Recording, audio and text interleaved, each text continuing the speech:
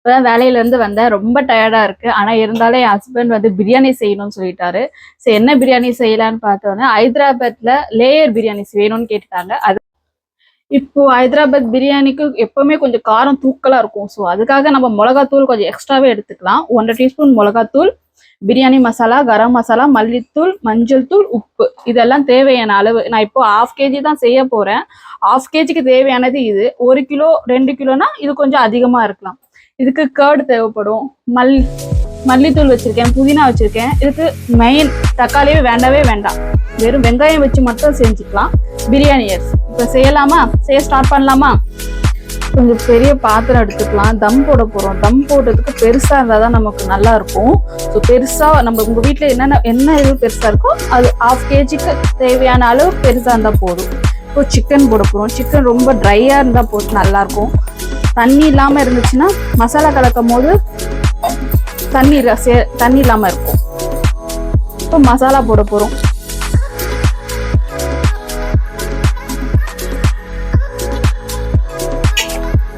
இதுல லைட்டா எண்ணெயும் நெய்யும் போட்டிங்கன்னா இன்னும் டேஸ்ட் நல்லா இருக்கும். ரெண்டுத்தையும் போட்டு நல்லா கலரிக்கோங்க. மசாலா நல்லா உள்ள ஒட்டணும்.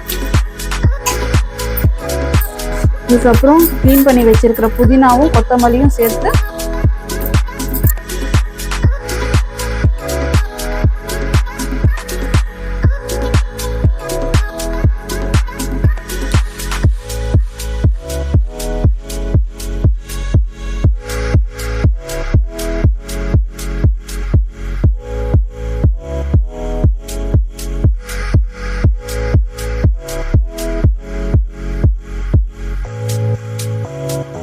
ஸ்டவ் பற்ற வச்சிட்டேன். ஸ்டவ் பற்ற வச்சுட்டு ஒரு கடாயில தேவையான அளவு எண்ணெய்.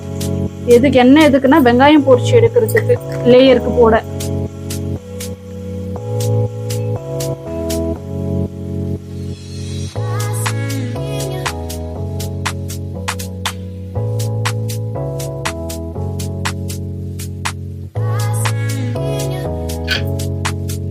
இது வந்து அரிசி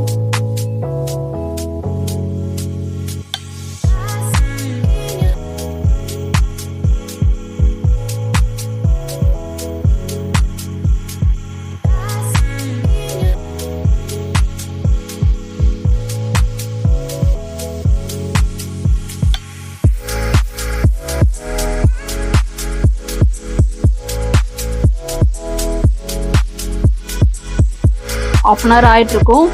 மேரினேட் பண்ணி வச்சு நல்லா ஊறி இருக்கும். இப்போ நம்ம அடுப்பு எடுத்து வைக்க போறோம். அடுப்பு பற்ற வச்சுக்கலாம்.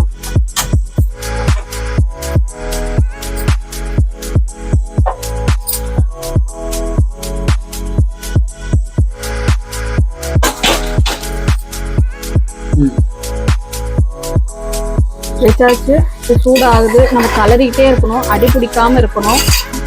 ரொம்ப ரொம்ப சிம்பிளான டிஷ் இது. எவ்வளோக்கு எவ்வளோ கலருமோ அவ்வளோக்கு அடி பிடிக்காம இருக்கும். அடி பிடிக்காம இருந்தீங்கன்னா லைட்டா எண்ணெய் மட்டும் நீங்க ஊற்றி கலரி விட்டுக்கலாம். நல்லா கலர மசாலா சிக்கன்ல ஊறும்.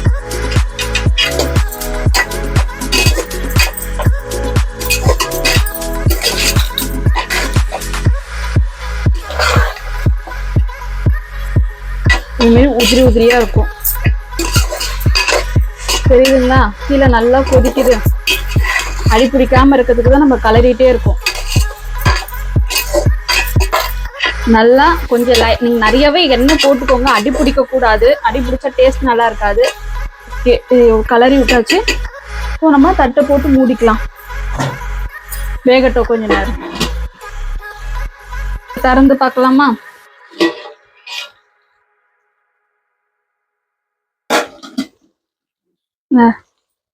நல்லா கொதி வந்துருச்சு.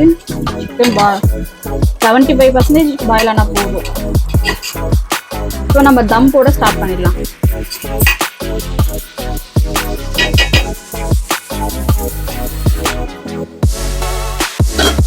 ஆல்ரெடி வெடிச்சு வச்ச அரிசி இது. இதுவும் 75% இருந்தா போதும். ஏன்னா தம் போடும்போது அதுல கொஞ்சம் வேகும். இப்போ இதுல நம்ம போட்டு லேயரா போட்டு தம் போட போறோம்.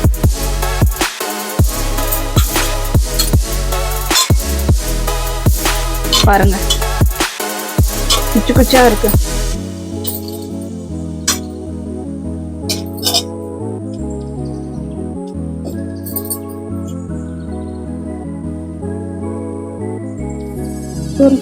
இது மேல ஆனியன் தூவி விட்டுக்கலாம்.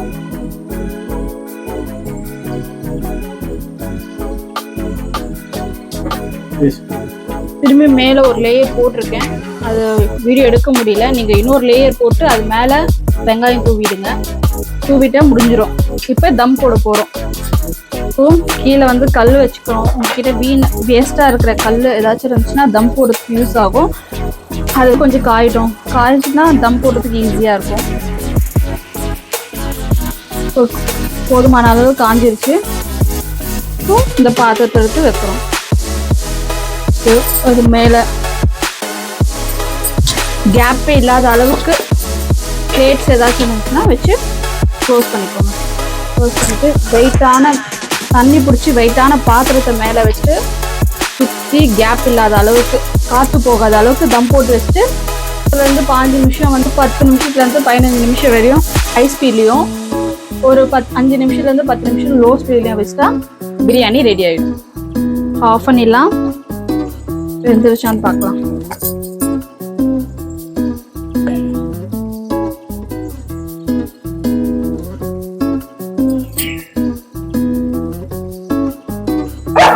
டிஷ் ரெடி ஆயிடுச்சு.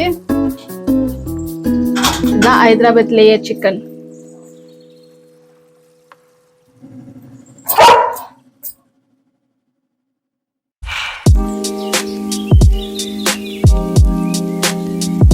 ரெடி ஆயிடுச்சு. இப்போ இதை நான் டேஸ்ட் பண்ணி பார்க்க போறோம். உங்களுக்கும் பிடிச்சிருந்துச்சுன்னா நீங்களும் வீட்டில் செஞ்சு பாருங்க.